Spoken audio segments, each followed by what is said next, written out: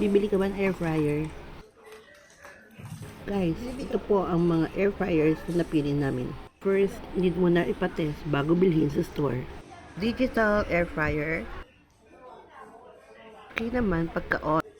Bali, meron naman siya nakalagay sa manual ma'am kung ilang oras pwede maluto. Parang ganito. Yung defrost 12 to 16 minutes.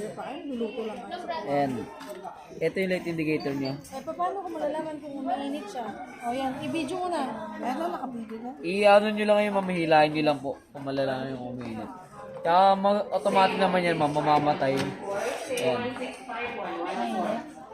Hindi pa gano'n ma'am. Ito may init na siya dito. Kung ano naman ba, mapasok ka. Paramdam mo lang. Yeah. Natufta yung kamay ni Vlad. Gumagana. Mainit. Doon nyo pong makikita ma'am. Hindi ka kaya ng digital. Ito. Mamatay agad. Ito Ma'am, huwag nyo nang gawin timer kasi automatic na may babalik sa zero. Kahit i-unplug nyo na lang po. Di ba kunwari, chinek nyo po yung pagkain nyo, luto na. Ang problema, yung Huwag nyo na gagawa. siyang ibabalik sa zero. Hindi, kami I-unplug hindi nyo mo na lang. kami gagamit yan eh. Eh, sabihin nyo na lang po yung nanalo. Kasi hindi nanalo. Meaning, hindi siya di ganon. Hindi po siya ma'am. Kasi timer yan ma'am eh. Kasi lahat naman talaga ng manual. Lahat ng timer.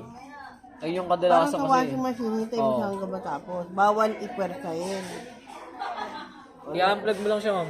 Tulad nito. Ayan. Automatic naman yan. Eh, mainit na yan. Ayan. Ayan.